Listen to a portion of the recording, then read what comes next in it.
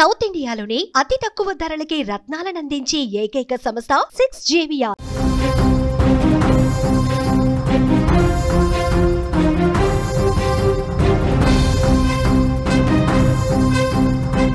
ఓడిపోయిన నీ ప్రేమని గెలిపించుకోవటానికి మళ్ళీ పుడతావురా భైరవ అంటూ మగధీర సినిమాలో షేర్ ఖాన్ పాత్రలో శ్రీహరి చెప్పిన డైలాగ్ ఎంతో మందికి గూస్ బంప్స్ తెప్పించింది.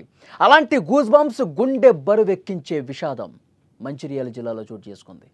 ప్రేమలో విఫలమైన ఒక జంట తీసుకున్న అనాలోచిత నిర్ణయం వారి తల్లిదండ్రులకు తీరని శోకాన్ని మిగిల్చింది.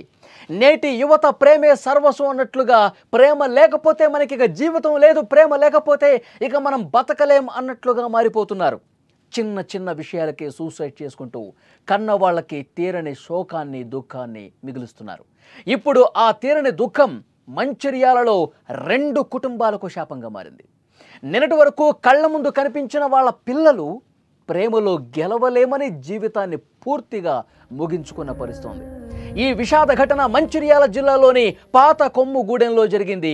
ఈ జంట బలవన్మరణం స్థానికంగా తీవ్ర విషాదాన్ని నింపింది. ప్రేమలో విఫలమయ్యామన్న కారణంతో ఇంజనీరింగ్ విద్యార్థినైన హితవర్షిణి సికింద్రాబాద్లో రైలు కింద పడి ఆదివారం ఆత్మహత్య చేసుకుంది. ఈ వార్త తెలిసిన ఆమె ప్రియుడు వినయ్ తీవ్ర మనోవేదనకు గురయ్యాడు.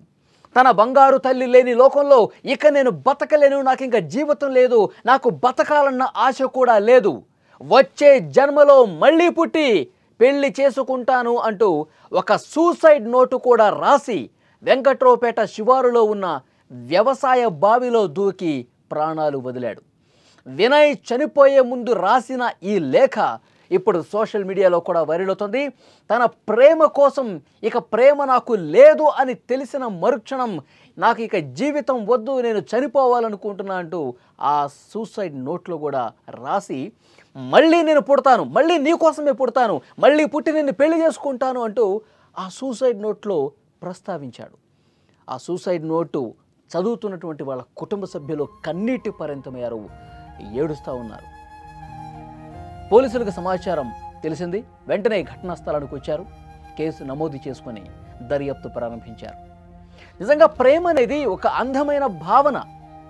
కానీ ప్రేమ విఫలమైతే ఇక జీవితం లేదా? ప్రేమ విఫలమైనంత మాత్రాన ఇక జీవితాన్ని పూర్తిగా కోల్పోవాల్సిందేనా? యువత గుర్తుపెట్టుకోవాలి, ప్రేమే జీవితం కాదు. జీవితంలో ఒక భాగం ప్రేమ, అంతే. జీవితంలో కష్ట నష్టాలు వస్తూ ఉంటాయి. ప్రేమలో విఫలమైతే ఆత్మహత్య పరిష్కారమా?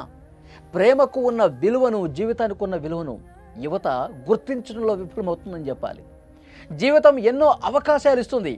ప్రేమ విఫలమైతే పూర్తిగా జీవితం అంతం కాదని యువత అర్థం చేసుకోవాలి.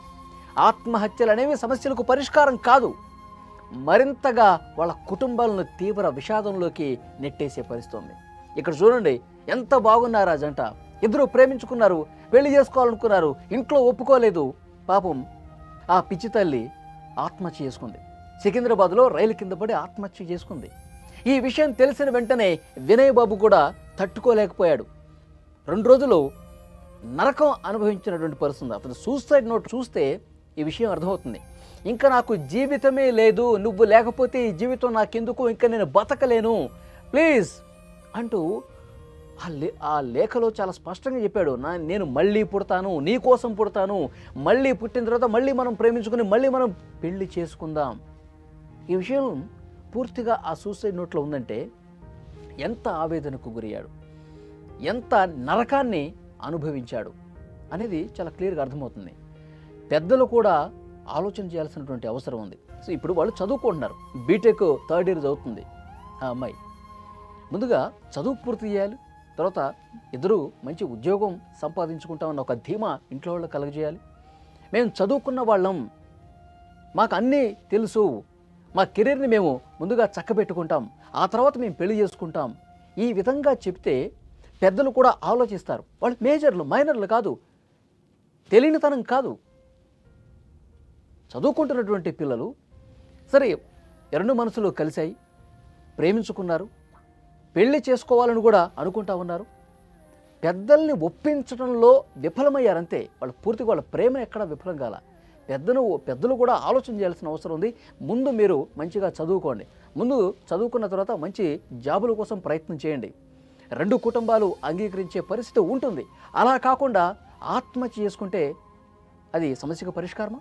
ఆత్మహత్య చేసుకుని జీవితాన్ని పూర్తిగా కోల్పోవటమే ఈ సమస్యకు పరిష్కారమా? దీన్ని యువత గుర్తుపెట్టుకోవాల్సినటువంటి అవసరం ఉంది. 2 నిండు ప్రాణాలు వాళ్ళ తల్లిదండ్రులు, వాళ్ళ పెద్దలు ఎన్ని హోప్స్ పెట్టుకుని ఉంటారు. మా అమ్మాయి బాగా చదువుకుంటుంది, మంచి ఉద్యోగం వస్తుంది, తర్వాత మంచిగా పెళ్లి చేసుకుని ఒక జీవితంలో స్థిరపడిన తర్వాత వాళ్ళు కలలు కంటారు. ఇవన్నీ అంత సక్సెస్ఫుల్గా జరగాలని చెప్పి ఎన్నో ఆశలు పెట్టుకుంటారు పిల్లల మీద. ఆ ఆశలన్నింటినీ అడియాసలు చేసి ఈ విధంగా వెళ్ళిపోవటం అనేది ఆ కుటుంబాలకు ఎంతటి శోకము, ఎంతటి దుఃఖాన్ని మిగిల్చిన పరిస్థితుంది. కాబట్టి యువత ఈ విషయంలో ఆలోచించాల్సిన అవసరం ఉంది. పెద్దల్ని ఒప్పించాలి. కుదరకపోతే మీరు మేజర్లు కాబట్టి స్థానిక పోలీస్ స్టేషన్కి వెళ్ళి మేము ఇష్టపూర్వకంగానే పెళ్లి చేసుకోవాలనుకుంటున్నాం అని చెప్తే పోలీసులు మీకు రక్షణ కల్పిస్తారు. పెద్దల నుంచి ఏమైనా ఇబ్బంది ఉంటే ఆ రకంగా జీవితంలో ధైర్యంగా అడుగు ముందుకు వేయాలి. కానీ ఈ విధంగా ప్రాణాలు తీసుకుంటారా? ఈ విధంగా చనిపోయి మీరు జీవితం కోల్పోవటమే కాదు, మీ మీద హోప్స్, నమ్మకాలు పెట్టుకున్నటువంటి ఆశలు పెట్టుకున్న వాళ్ళని కూడా తీవ్ర దుఃఖంలో నెట్టిపెట్టమే కదా. సో కాబట్టి డెఫినెట్గా యువత అందరూ కూడా దీన్ని దృష్టిలో పెట్టుకోవాల్సిన అవసరం ఉంది. ప్రేమే జీవితం కాదు, ప్రేమ ఒక్కటే కాదు, ఇది గుర్తుపెట్టుకోవాల్సిన అవసరం ఉంది. ఈ వీడియో చూసిన తర్వాత వీళ్ళు ఈ విధంగా బలవన్మరణానికి పాల్పడటం, మళ్ళీ ఒక జన్మ ఉంటుంది, ఆ జన్మలో మేము కలిసి ఉంటాం అని రాయటం అనేది నిజంగా ఆ గ్రామస్తులు మొత్తం కూడా ఒక్కసారిగా షాక్ అయిపోయారండి. ఆ లెటర్ చదివి కన్నీళ్లు పెట్టుకుంటున్నారు. సోషల్ మీడియాలో ప్రస్తుతం ఆ లెటర్ కూడా వైరల్ అవుతూ ఉంది. చాలా దారుణమైనటువంటి విషయం. సో డెఫినెట్గా పోలీసులు అయితే కేసు నమోదు చేసుకుని దర్యాప్తు చేస్తూ ఉన్నారు. ఆ సూసైడ్ లెటర్ను కూడా స్వాధీనం చేసుకున్న పరిస్థితి ఉంది. సో యువతకి సుమన్ టీవీ కూడా చేసే ఒక విజ్ఞప్తి ఏంటంటే, ప్రేమే జీవితం కాదు, జీవితంలో ఒక భాగం మాత్రమే. మన మీద ఆశలు పెట్టుకున్న వాళ్ళు, మనమే జీవితం అనుకున్న వాళ్ళు చాలామంది ఉన్నారు. వాళ్ళ గురించి కూడా ఒక్కసారి ఆలోచన చేయండి. ఇలాంటి పొరపాట్లు చేయవద్దు. ఇలాంటి క్షణికావేశాలకు లోనై జీవితాన్ని కోల్పోవద్దని మాత్రం మరొకసారి స్పష్టంగా తెలియజేస్తున్నాం. వేనంక వినయ్ బాబు, దండపల్లి మండలం రాజంపేట విలేజ్ చెందినటువంటి 20 సంవత్సరాల అబ్బాయి క్యాస్ట్ కుమారి అనే వ్యక్తి ఈరోజు మధ్యాహ్నం పూట 2 గంటల ప్రాంతంలో వెంకట్రావుపేట శివార్లో ఉన్నటువంటి బుచ్చేపల్లి గ్రామ శివార్లో ఉన్నటువంటి ఒక వ్యవసాయ భవనంలో దూకి ఆత్మహత్య చేసుకోవడం జరిగింది. తన యొక్క ప్రేమ విఫలమైందని చెప్పేసి ఆత్మహత్య చేసుకున్నాడని చెప్పేసి వాళ్ళ యొక్క తల్లి అయినటువంటి వేనంక రాజాబా దరఖాస్తు ఇవ్వగా ఈ విషయమై కేసు నమోదు చేసుకుని 174 కేసు నమోదు చేసుకొని దర్యాప్తు చేస్తున్నాం. దర్యాప్తు అనంతరం పూర్తి వివరాలు